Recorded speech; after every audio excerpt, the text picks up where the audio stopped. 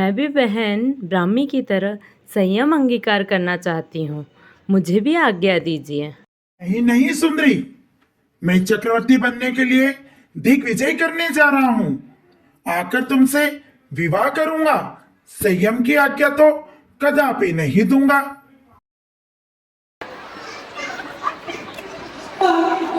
चली जाती है। चलो ठीक है, अब क्या करूं? मुझे तब ही करना पड़ेगा। तभी भावना लेकर सुंदरी तो चली गई 60,000 वर्ष तक आलमगीर करने। फिर देखिए भरत जी अपने महामंत्री और सेनापति के साथ क्या चर्चा कर रहे हैं। महाराज चक्ररत्न ने अभी तक आयुधशाला में प्रवेश नहीं किया है। क्यों मंत्री जी, क्या बात है? क्या रुकावट हो गई? ऐसा कौन सा वीर शेष रह गया जिसने अब तक अपने आप को स्वतंत्र बनाए रखे हैं? जरा हमें भी तो बताइए। स्वामी, और तो कोई नहीं, केवल आपके लघु भ्राता श्री बाहुबली जी ही बचे हैं, जो आपकी अधीनता स्वीकार करना नहीं चाहते, क्योंकि वह भी एक महाबली है और जब तक आप उन्हें नहीं जीत लेते तब तक आपकी विजय अधूरी रहेगी। एक और छोटा भाई आज्ञा नहीं मान रहा, यह तो लज्जा की बात है ही। और दूसरी ओर भाई से युद्ध करना शर्म की बात है। पर एक और छोटे भाई की अविनय को सहन करना भी तो बुरा है। पर दूसरी ओर गर्व के मद में चोर को शिक्षा देना भी तो राजधर्म है। मेरे सामने तो एक उलझन खड़ी हो गई है। क्या करूं, क्या करूं? चलो सोचता हूं। हे राजन, चिंता छोड़कर बाहुबली जी के पास दूध भेजिए। वो आपकी आज्ञा मान ले तो ठीक, अन्यथा उन्हें शिक्षा देनी ही पड़ेगी। ठीक है, चला गया दूध सेनापति के रूप में बाहुबली जी के दरबार में। जब दूध आता है तो बाहुबली जी उन्हें क्या बोलते हैं, देखिए छोटे से तीसरे प्रश्न। आओ आओ सेनापति जी, मेरे बड़े भ्राता आनंद में तो हैं। जिनकी सेवा में नवनिधि और 14 रत्न है, हजारों देव जिनकी सेवा में रह रहे हैं, 6 खंड का जिनका राज्य है, उनके आनंद का तो कहना ही क्या। पर भरत राजा को अपनी उस सिद्धि से कोई सुख का अनुभव नहीं हो रहा है, जिसे के घर विवाह हो और कुटुंब के लोग दूर दूर रहे तो उन्हें सुख का कैसे अनुभव होगा। महाराज लगातार 60,000 वर्षों तक 6 खंड की साधना की, देव और इंद्र तक आए और आप शामिल नहीं हुए। वो आपकी प्रतीक्षा कर रहे हैं। केवल बंधु प्रेम को सफल करने के लिए आप ही पधारे। अगर आप नहीं आए तो निंदक लोगों को निंदा करने का अवसर प्राप्त हो जाएगा। आप आ जाए तो बुराई का छिद्र बंद हो जाएगा। सेनापति जी, तुमने बड़ी योग्यता के साथ निवेदन किया है। मैं भी मानता हूँ कि ज्येष्ठ बंधु पिता के तुल्य है, पर दिग्विजय में उन्हें 60,000 वर्ष लगे। छोटे भाइयों के यहाँ वे नहीं आए, आपको भेजा। बंधु प्रेम के चलते मुझसे राज्य छीनना चाहते हैं, पर अब उनकी कोई चाल सफल नहीं होगी। मैं उन छोटे बंधुओं के समान राज्य का त्याग कर चले जाने वालों में से नहीं हूँ। बड़ा व्यक्ति तब तक ही बड़ा होता है जब तक कि उनके मन में स्वार्थ की मलिनता नहीं आ जाती। मैं ज्येष्ठ बंधु के मन में प्रेम नहीं, लोभ का वास देख रहा हूँ। इसीलिए मैं तुम्हारी बात स्वीकार नहीं करता हूँ। महाराज, उनके पास अनेक प्रकार की सेना है। एक बार फिर विचार कर लीजिए। सेनापति जी, आप मुझे डरा रहे हो। अगर भरत के पास सेना का महासागर है तो मैं उस सागर की अग्नि हूँ।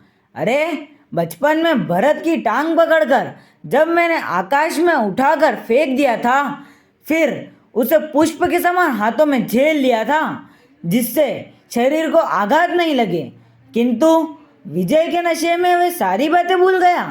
जाओ, तुम्हारे स्वामी से कह दो, मैं उनकी इच्छा के अनुकूल होना नहीं चाहता हूँ।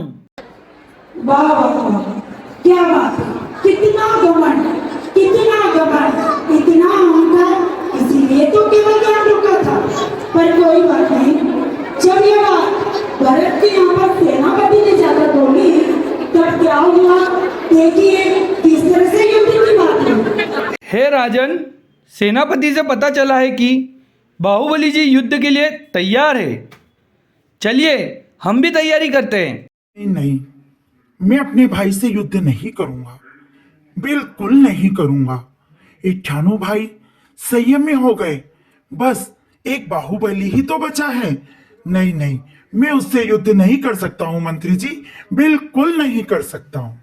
क्षमा करें हे राजन, ये तो समुद्र तीरने पर एक छोटे गड्ढे में डूब के मरने के समान होगा, और आप चक्र रत्न को कैसे स्थापित करेंगे?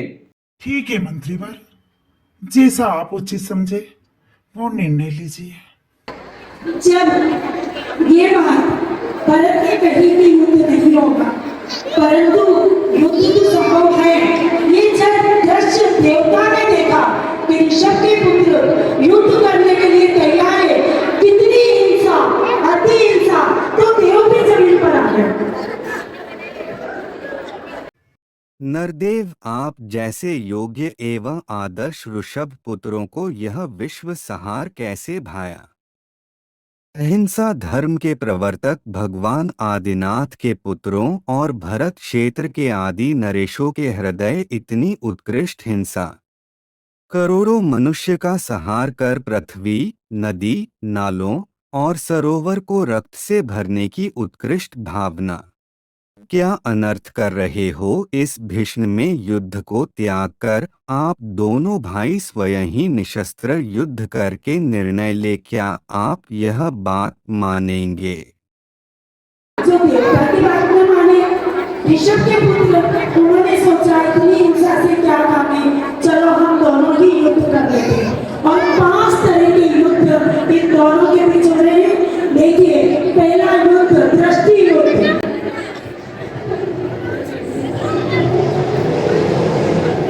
दृष्टि झुक गई, भरत हारे।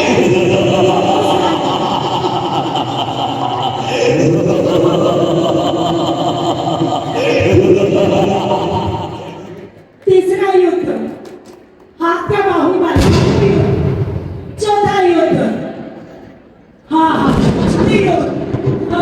भरत जी चक्रवर्ती होते हुए भी बाहुबली के आगे हार गए। 5वां युद्ध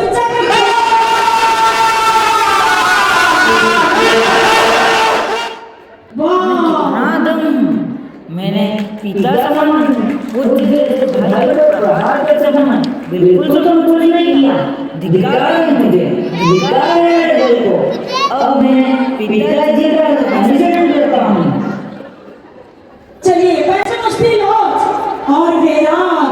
जब वैराग आया तो मरद के मन में केवल एक मिनट और कि क्या भावनाएं सुंदरी 60,000 साल से केवल आयन कर रही है। आहा, क्या भावनाएं, देखिए तो सही। 60,000 वर्ष तक मैंने तुम्हें संयम नहीं लेने दिया। जाओ सुंदरी, जाओ, तुम भी पिताजी का अनुगमन करो, मेरी आज्ञा है। वाह, क्या नाच है, क्या सुंदरी खुश हो गई है। देखिए ना, कितनी खुश हुई है वो, और वो क्या कर रही है। हम याद करें सती ब्राह्मी को, सुंदरी और चंदन बा